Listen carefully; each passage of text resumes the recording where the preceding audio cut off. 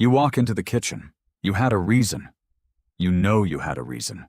You stand in front of the open fridge, the cold air hitting your face, and your mind is completely blank. Nothing. Not a flicker. You just crossed 12 feet of hallway, and somewhere in that short walk, an entire thought vanished without a trace. But the real answer is far stranger than simple forgetfulness. This is not you getting older. This is not you being distracted.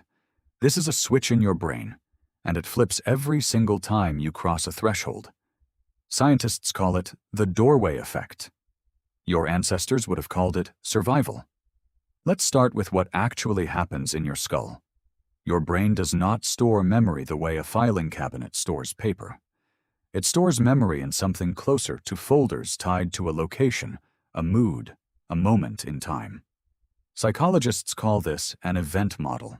Every time your environment changes in a meaningful way, your brain closes the current folder and opens a new one.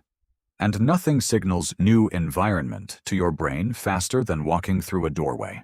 In 2011, a researcher named Gabriel Radvansky ran an experiment at the University of Notre Dame that would end up defining this entire field.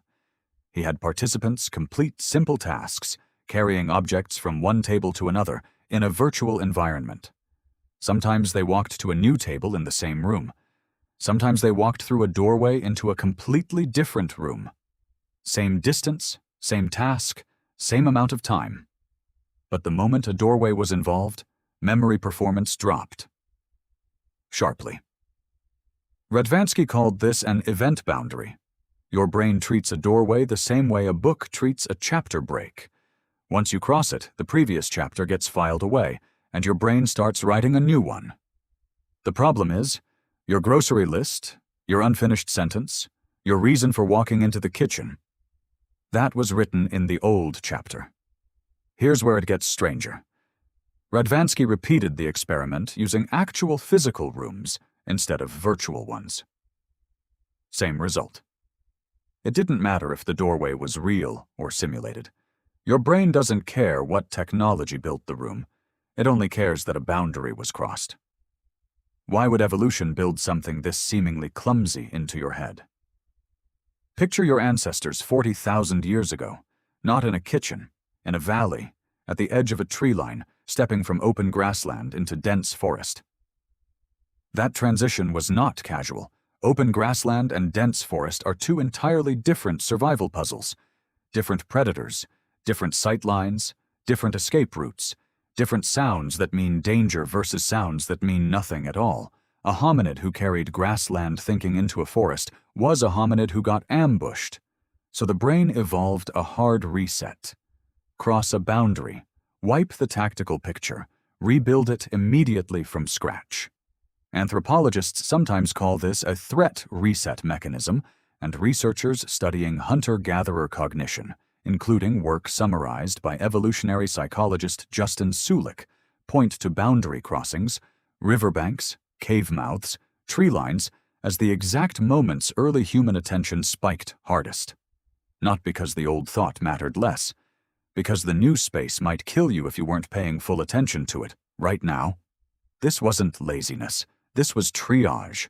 Your ancestors' brains made a ruthless calculation thousands of times over thousands of generations.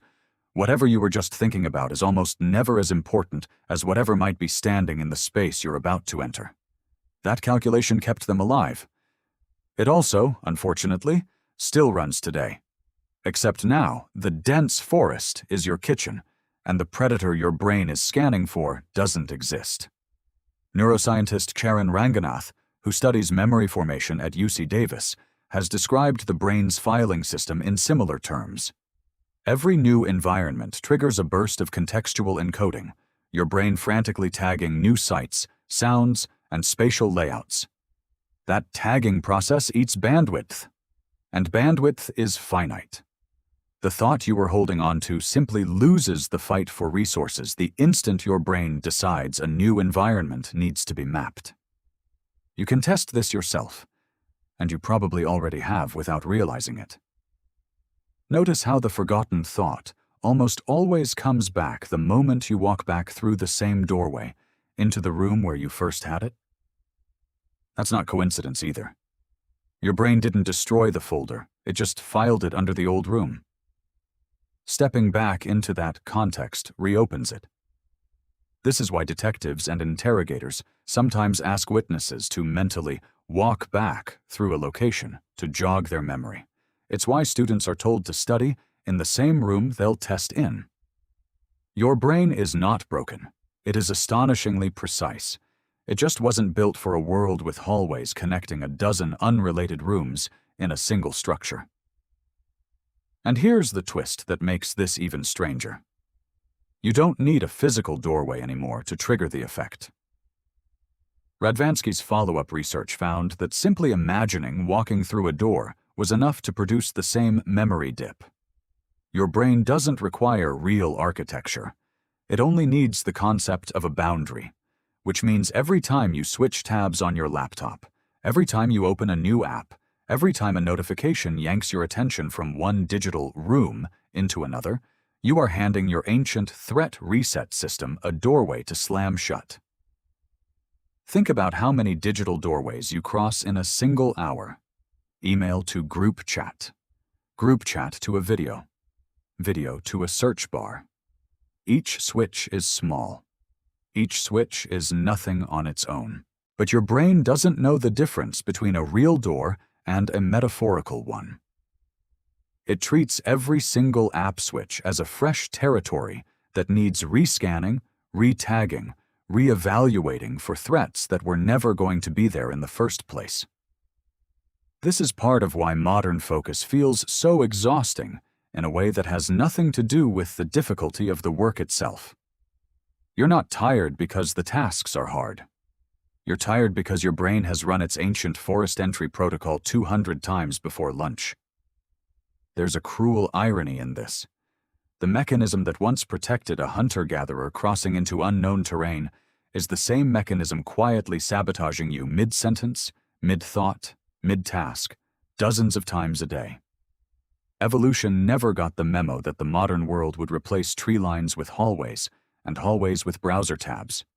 So the next time you walk into a room and completely blank on why you're there, you are not losing your mind. You're not getting forgetful.